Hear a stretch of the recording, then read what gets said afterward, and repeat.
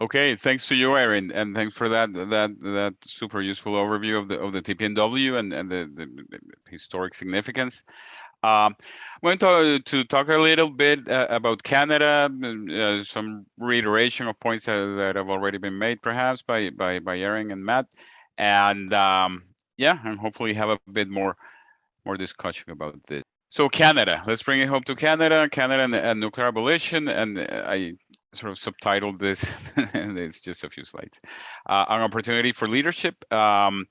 Because I do see it as an opportunity for Canada if it were to embrace it, and I couldn't agree more with Erin. The last point about courage, the necessary courage. I think it's absolutely true. It's a political. There's a huge political element to Canada's approach to nuclear disarmament. There are no objectively hard constraints. If there's political maneuvering. NATO membership comes with prerogatives. It's not an alliance of acquiescence to the United States. It should not be understood as an alliance of acquiescence to the United States.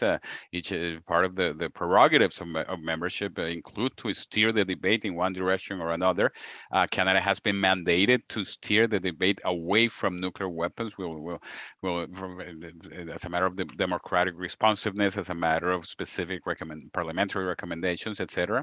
So one would think that Canada would be possible, to navigate, not to minimize the political difficulties within NATO, but also membership comes with an expectation of agency and being able to lead those conversations from within NATO, and as Erin well said, in Canada at one point known as a nuclear nag because of its progressive position. So we can certainly go back a little bit to that. While I'm on this, I think of Mexico sometimes, although not a member of a military alliance per se, in the sense that Canada is an ally a military ally of the United States. But Mexico, in the lead up to the TPNW negotiations, you could argue that aside from the military alliance aspect, that comparable interconnectedness to the United States to Canada in terms of very important migration issues, very important commercial issues, bilateral trade, etc. And that one would think the U.S. would have a lot of leverage, because behind the scenes of these negotiations, they use whatever leverage they can get people, to not support the TPNW.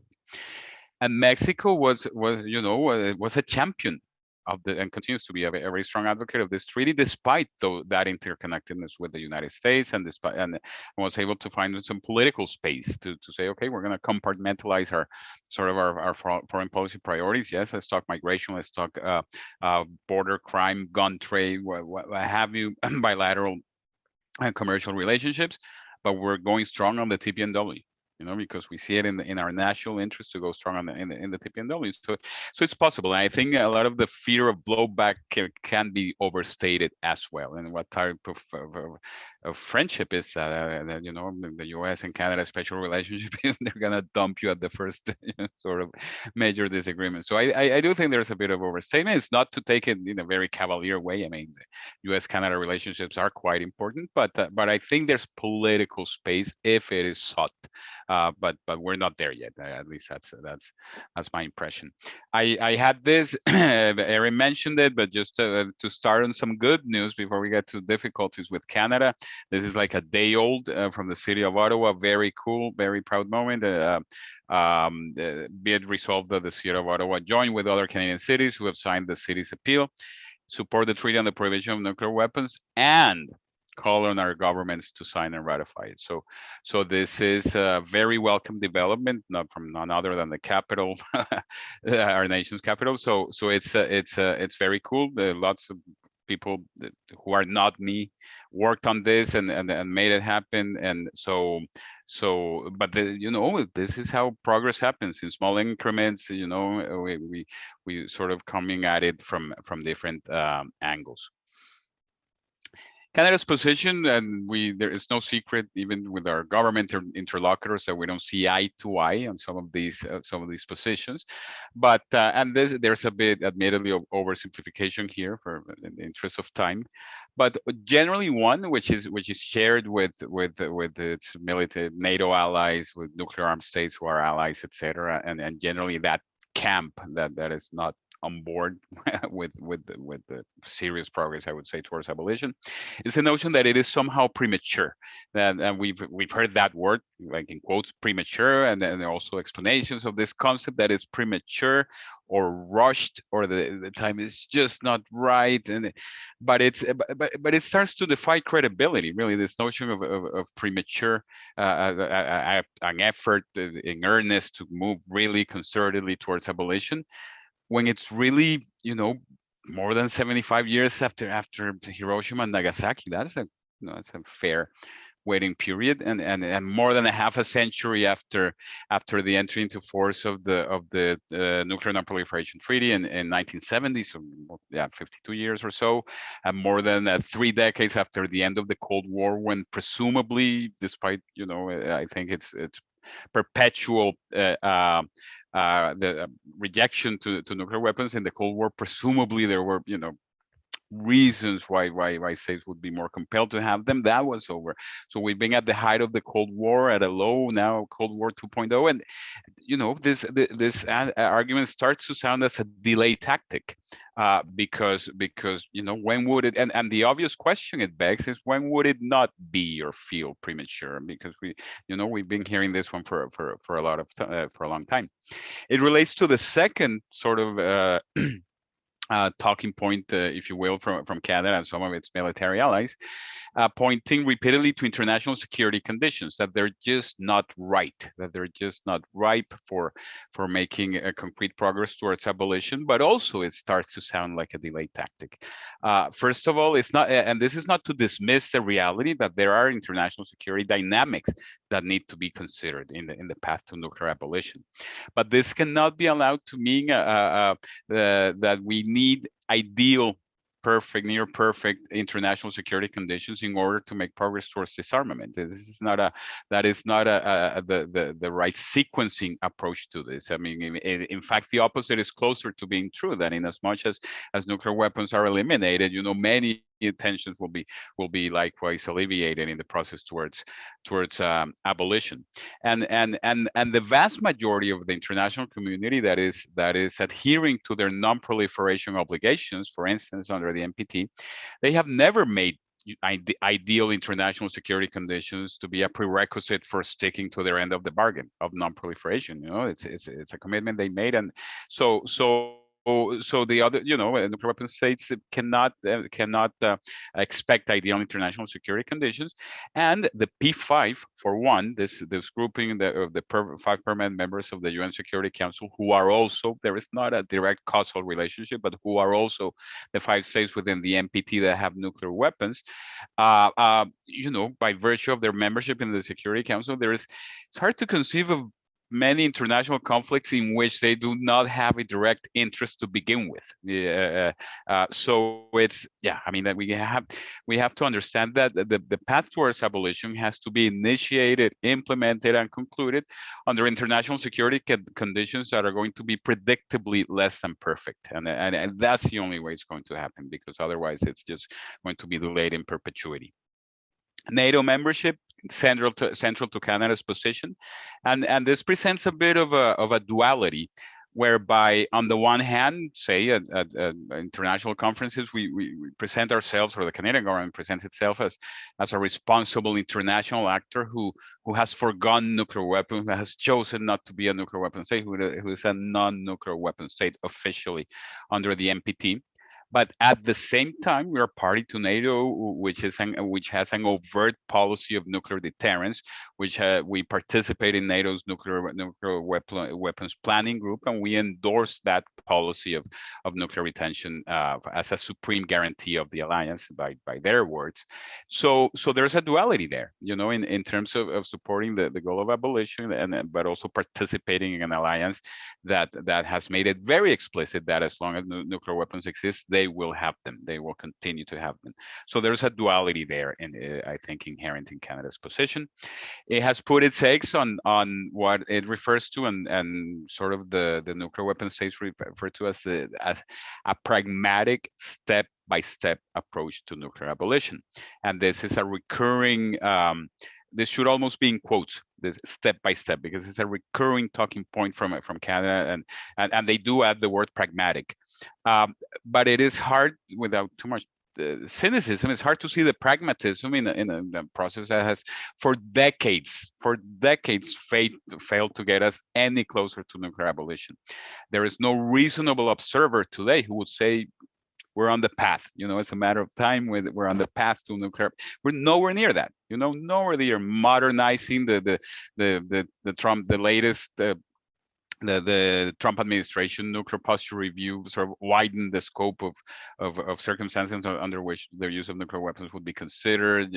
Just tensions now in Ukraine. I mean, it's just where it doesn't seem like the step-by-step approach is getting us that closer. What do they mean by this? They say steps such as the ratification, the entry into force of the Comprehensive Test Ban Treaty, which some states like the United States themselves have not ratified. So that's one of the steps that they promote, but they themselves make it impossible to be implemented because they haven't ratified it. Or the negotiation of a fissile material treaty or fissile material cutoff treaty, which normally would happen under the auspices of the Conference of Disarmament in Geneva, which has been dysfunctional for nearly a quarter century.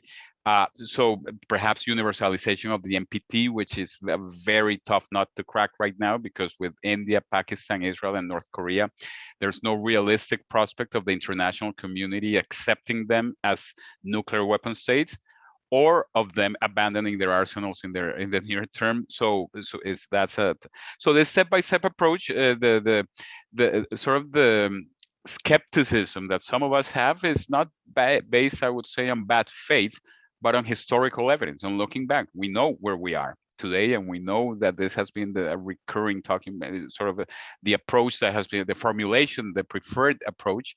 And we're not getting any closer. And I think part of the message of the international community, including through the negotiation of the TPNW, is that, maybe at some point a step-by-step approach might yield benefit, but that the risk, the urgency of the risk and the gravity of this thing demands something sooner, quicker, more ambitious, more concerted action towards nuclear abolition. That we're frustrated by the pace of progress. So anyway, but Canada puts a lot of eggs in that step-by-step basket.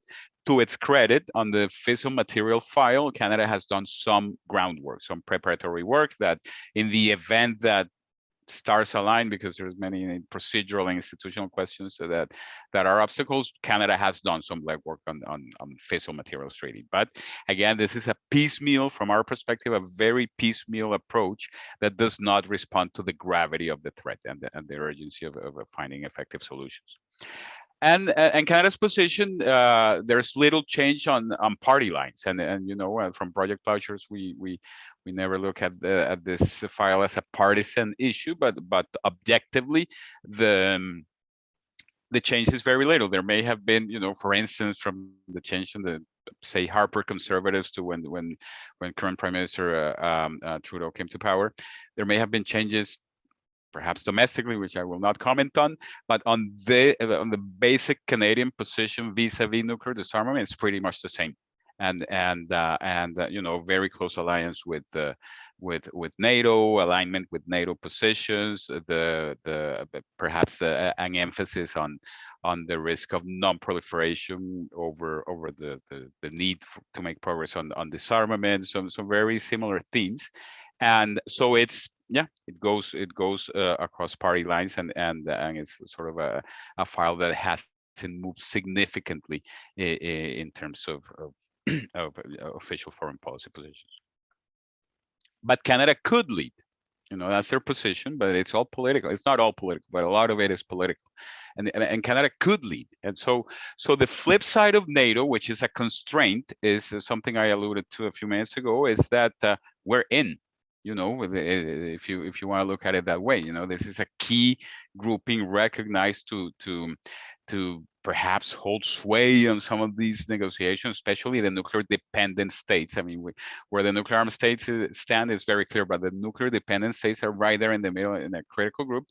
So even though unfortunately NATO has been a constraint for Canada, since it's in, and we cannot change that today, Canada is in, we can hope that Canada will use that agency and the prerogative as a member to formulate security arrangements and security relationships that do not rely on the threat of or the possession of nuclear weapons. That has long been the mantra that to move away from nuclear weapons, we need alternative security arrangements. This is not even to deny NATO the concept of collective security. There can be collective security arrangements, and solidarity, and even military solidarity.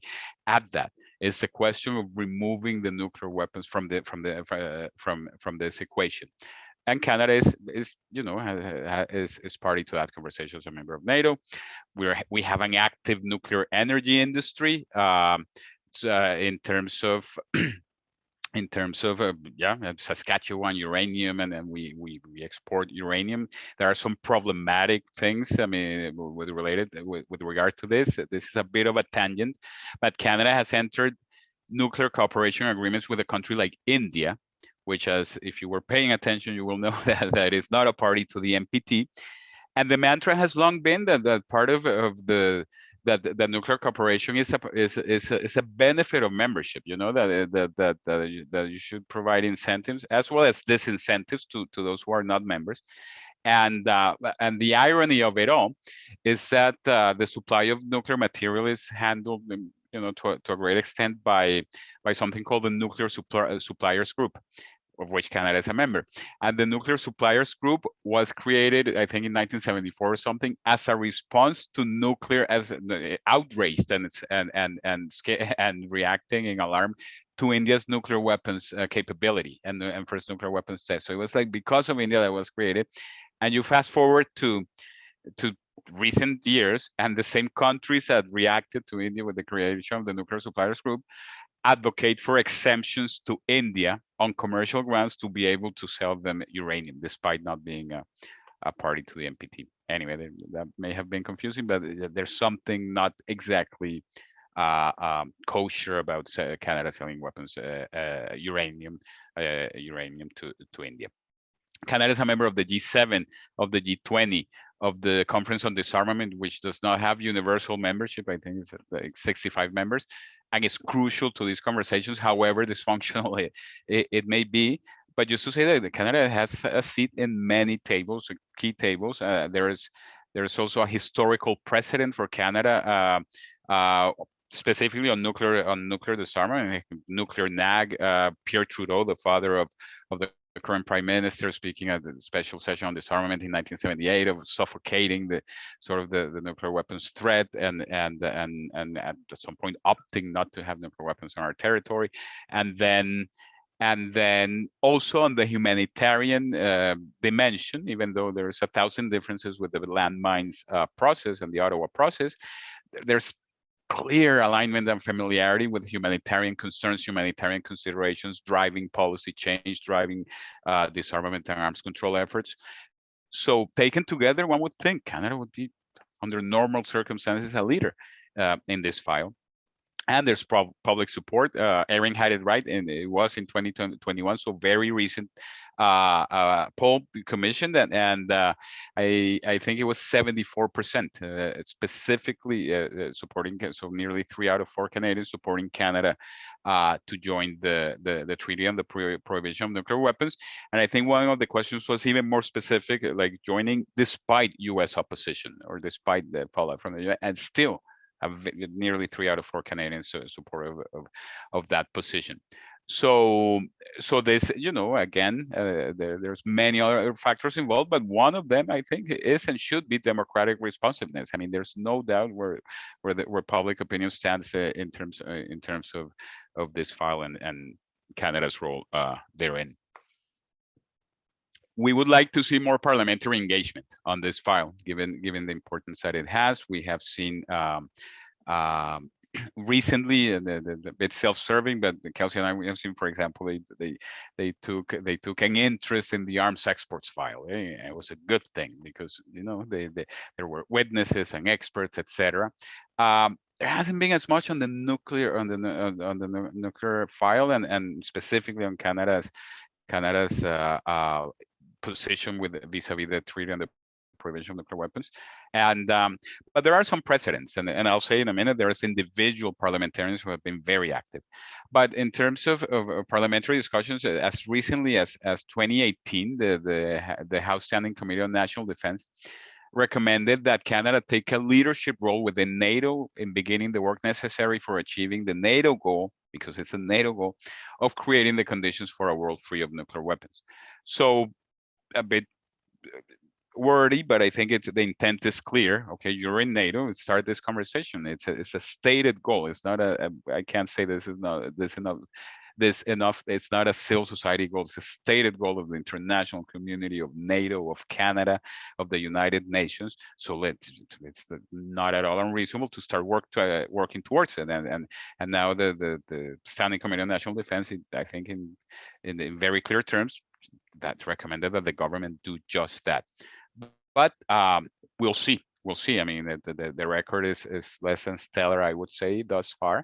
But as soon as today, there's a world of opportunities for Canada to have a positive impact on this file.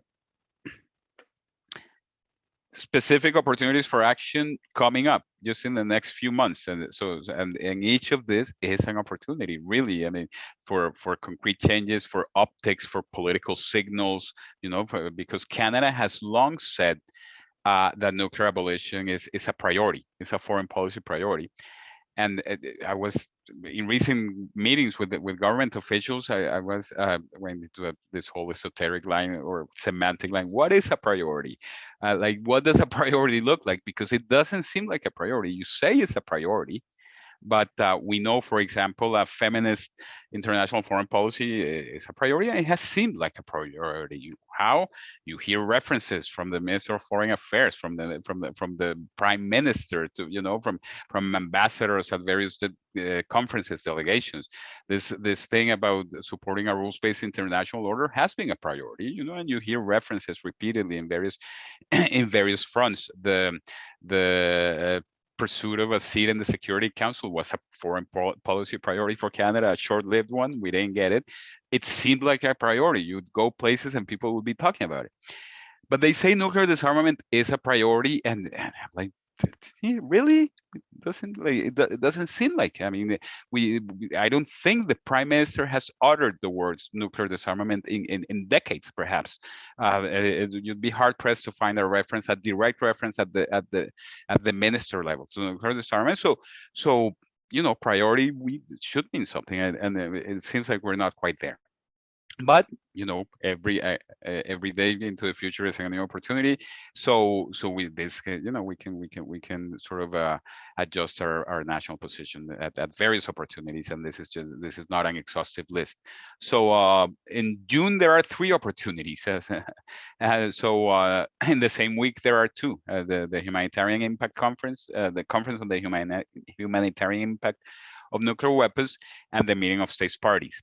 Even though they are the same week, these are separate decisions for the Canadian government. We know, and people following this file know, and it seems quite likely, if not confirmed, that they will be at the first one, at the Conference on the Humanitarian Impact of Nuclear Weapons, which will be something that for which there is precedent, because Canada attended in the last cycle in 2014. They were in Mexico, and they were in Vienna at similarly themed conferences, and it'd be just very hard to justify an absence from this, because this is, I think, by design, depoliticized, and is not tied to the first meeting of states parties of the TPNW directly, even though they're in Austria and in Vienna and on the same week.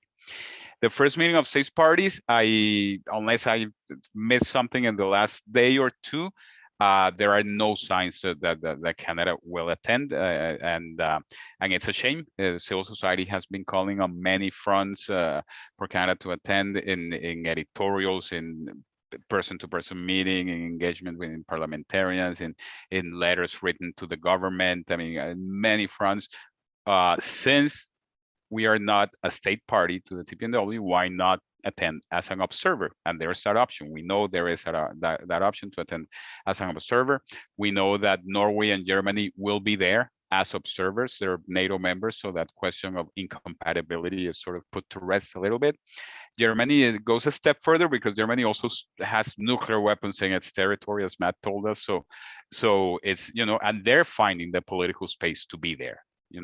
So it's really, yeah.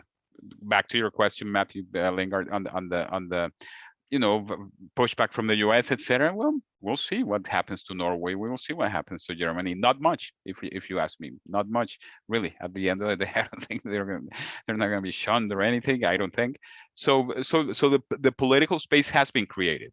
Now it's a matter of political decision here at home, here in Ottawa, and to be there or not. But it's not looking like it will happen.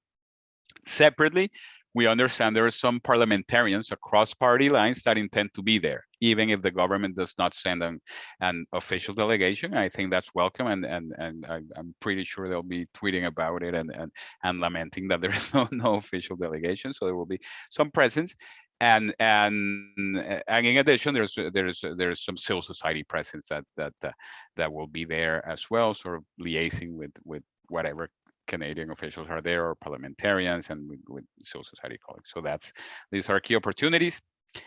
Also, the NATO strategic concept is to be adopted this year in Madrid at something called the Madrid Summit.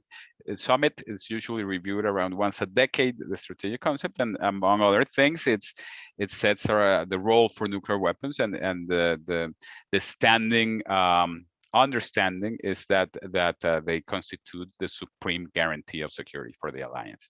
So we'll see. I mean, it's adopted in Madrid, but work has been going into it for a while now. But we'll see what the final version brings, in particular as it relates to the role within nuclear weapons in the alliance. And this is again one opportunity that we feel Canada can embrace and make the best use of, as it is entitled to as a member of NATO, and responding, among other things, to that earlier recommendation from the Standing Committee on National Defense to move NATO, or to help NATO create the conditions for a world without nuclear weapons. And later, the NPT review conference, I think the stakes are going to be high in terms of the expectations of the international community. I think there's going to be a lot of enthusiasm coming out of the TPNW, the states that do participate in TPNWs, or perhaps a bit more militant or demanding or vocal of, okay, we want to see progress, the conditions are there. And we're on the heels of the failure to adopt an outcome document during the last cycle. This is not a hard measure, but one measure of success of this review conference tends to be the ability of states parties to adopt an outcome document. And last time around, they were not able to adopt one. So we're on the heels of a failed, it's a strong word, some progress was made and discussions did happen, but of that sort of precedent that were the NPT safeguards didn't adopt. So 2 in a row, like if that happened again, I think that will hurt the credibility of the regime. And I think that the level of expectations has been raised. I think states are hoping and expecting that there's some commitment that looks like progress, because I think in the last little while that has been lacking tremendously. So these are concrete opportunities for Canada, and they're for the taking. And then we have to start to think. This is not an ethereal objective. We mean it. Like, we think a world without nuclear weapons needs to happen, can happen, and it's possible. So we need to, okay, if it's not ethereal, let's think in concrete terms. What might it look like? What would it be? So I'm quoting, these are sort of elder statesmen of the United States, that many files I would not agree with things they have said, but they had this quote from a famous op-ed a few years ago in the Wall Street Journal, that I think makes some sense. You know, a world without nuclear weapons will not simply be today's world with minus nuclear weapons. You know, it's and then we have to start to think, okay, so what is a world without nuclear weapons? If you took all the nuclear weapons out, you know, or the process to get rid of nuclear weapons, I think there need to be greater investments in diplomacy, in the rule of law, in you know, in dispute resolution mechanisms, in multilateral disarmament processes, you know, that you know, create the the elusive conditions for a world without nuclear weapons. So, but I think one needs to be cognizant of that. So, okay, some cautious optimism, on the left side, and the you know, the combined answer. So that's good. That's of course just to gauge the feeling in the room. So you know, I when I talk of nuclear disarmament, I think it's important to recognize the challenges, but importantly, to recognize that these challenges coexist with some progress. You know, the we have a treaty on the prohibition of nuclear weapons, that just the opposition to it from the most powerful states on earth, militarily, commercially, and nuclear armed, that alone makes it a quite a heroic victory. Just the fact that it was negotiated that it was adopted. Civil society advocacy has grown objectively, and I'm biased here, but it has grown in numbers, in impact, in sophistication, in organization. The the cause of nuclear disarmament and the ban treaty itself has become a catalyst and a rallying point for states that have found strength in numbers and are more vocal than they would be on their own. So you know, this is a political struggle of the highest order possible, I would say, and you know, the nothing is written at this point, but rest assured that those who want abolition and reject the notion that the international security is to be kept by this constant threat of annihilation are not resting with their hands crossed, with their arms crossed. You know, they're pushing back and sort of tackling at the arguments given, tackling at the new generation of decision makers that inevitably will come after the ones that are in power now. And you know, it's a long-term process, but I think it's not all challenges. It's also full of opportunities, and they're being taken. Kelsey. Yes, thanks so much, Cesar. So that was a really good overview of Canada and the treaty today and where it stands. And once again, we're just weeks away from the first meeting of states parties. So we have a few minutes left, just a few minutes. So if we have any questions, I invite them now. But yeah, my question to you, Cesar, and it's something that you touched upon, it's something that's been touched upon earlier. So kind of conventional thinking would have stated that no NATO member would come within 10 feet of the TPNW. And of course, no NATO member has yet signed the treaty. But as mentioned, Norway and Germany are observing the first meeting of states parties as observers.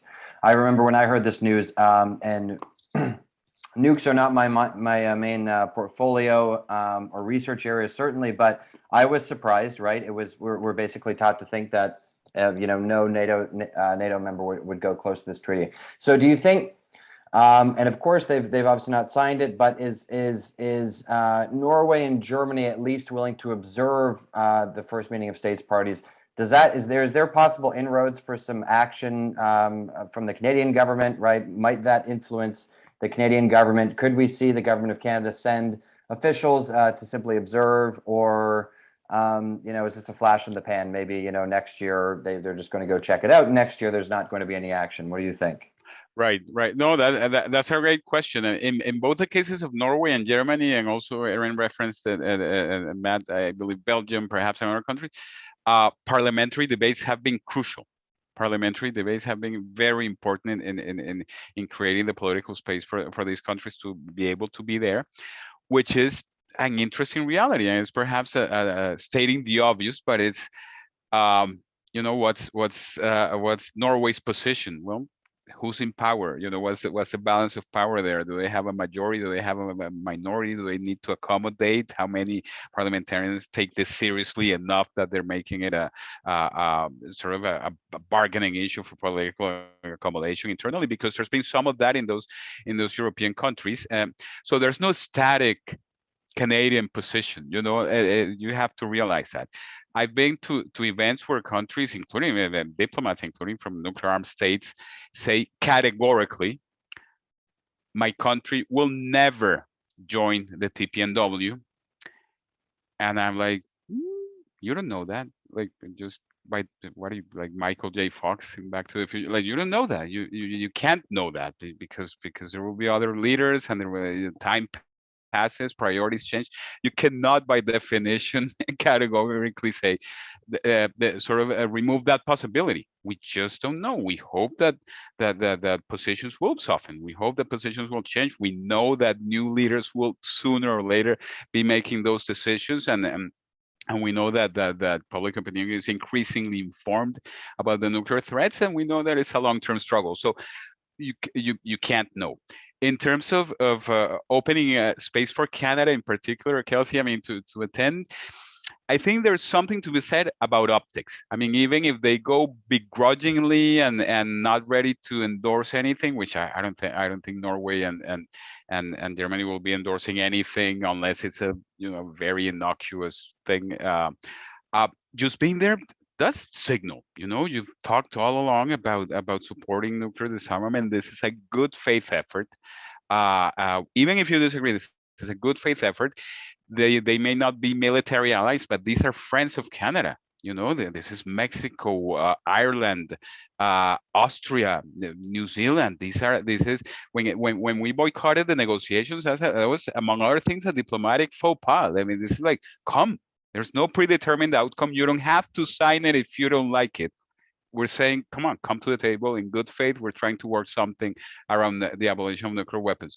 So from that perspective, friends also matter, even if they're not military allies, and they're asking Canada to come to the table in good faith. And if they do, they may also find that it's not as painful politically or diplomatically or in terms of hurting alliances or in terms of downsides. They may find, well, there is now a caucus here, a mini caucus within NATO. So yeah, I would emphasize the importance of NATO once again, of the nuclear dependent states, because there may be a misconception out there that on the whole conversation of nuclear abolition is like the nuclear armed states who don't want to give them up and everybody else pushing for abolition. There is really a third very important group, and it's these nuclear dependent states, and they're the ones who allow countries like the United States say, hey, we don't just have them for our security, we have them for Canada's security, and they want us to have them for their security. So in as much as Canada and other countries say, hey, not in our name, then you chip away at the foundation of that rationale. Julie, please. Hi, I did want to ask a question because I'm doing my doctoral dissertation on TPNW and countries like Canada who are kind of on the fence. And one of the things that's come up from the Canadian side is that Canada has expressed a concern with the safeguard and verification and accession articles of the TPNW. Have those concerns been addressed? Are they being addressed? Or is that just an excuse for a lack of strong action or positioning by Canada? And how should TPNW supporters perhaps approach this concern that has been mentioned by Canada going forward? Right. Thanks, Julia. A great question. I'm not familiar with the specific concerns with regard to safeguards or verification that they have expressed, but I do acknowledge that they have expressed concerns on various fronts. I mean, on verification, and one of the initial arguments is that that after it's all is said and done, the treaty will be adopted, and not a single nuclear weapon will have been eliminated after its adoption. Sort of questioning the value as a disarmament mechanism. And other arguments that we consider specious or misleading or but and on the not resulting in the elimination of any weapon, the NPT, which Canada says is the framework, the only framework, has not resulted in the elimination of a single nuclear weapon ever. There have been reductions either voluntary or by virtue of bilateral agreements, but not in the context of the NPT. So those are, I mean, on the whole, you won't be surprised that I'm a bit skeptical. I mean, I think that those sound like just they're not ready politically to embrace that, and part of the reason is NATO. I mean, they're not lying about that. That is a real reason. That's why we need to chip away at it. I remember before 2015, humanitarian disarmament was in vogue, and with good reason, and leading up to the negotiations of the TPNW, or at least taking shape, and survivors' voices were becoming quite prominent, etc. That both in the context of preparatory meetings of the NPT and in the context of the General Assembly First Committee, there were a series of statements on the humanitarian impact of nuclear weapons, just restating that. And Canada didn't sign any of them. And and I remember meeting with some of the delegates, and they, among other things, they objected to 3 words: under any circumstances. I mean, these statements made a case for, how abhorrent these weapons were, et cetera, et cetera. And Canada said, yeah, we agree on a factual basis. But they came to the conclusion that they shouldn't be used under any circumstances. And Canada, they're just not ready. And I think almost by definition, NATO members who endorse that policy of nuclear retention are not ready to rule out nuclear weapons use. They're just not there. And I think in order for abolition to be a reality, that corner has to be turned. Like, what does that nuclear abolition mean? That you will not have that option. That's what it means in practice. So and Canada seems not to be ready, as to several of their allies. I'll be looking more specifically at the concerns on safeguards and verification, Julie, and because, yeah, I'm intrigued. We've heard this with regard to other treaties that verification is a challenge. But I think there is some built-in uncertainty in terms of many treaties where verification, perfect verification, is not even attainable. But you go with a certain degree of mechanisms to respond if there is cheating and non-compliance, etc. Okay. I think we're approaching the official end time for the conversation. We're still happy to address any questions that may arise in the last couple of minutes. But otherwise, I think then I'll perhaps move to adjourn, and once again thank everyone who made it. We will take the liberty to follow up with those of you who joined today, to remind you of the next workshops after the TPNW meeting.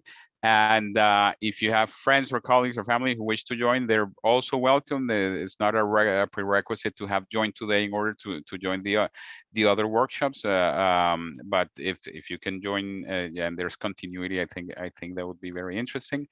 To thank very especially Matt Korda and Erin Hunt for the wonderful presentations and expertise. To thank my friend and colleague Kelsey for the support in many ways, and everybody for making the time. We know it's a good chunk of the day, so thank you so much for sticking with it.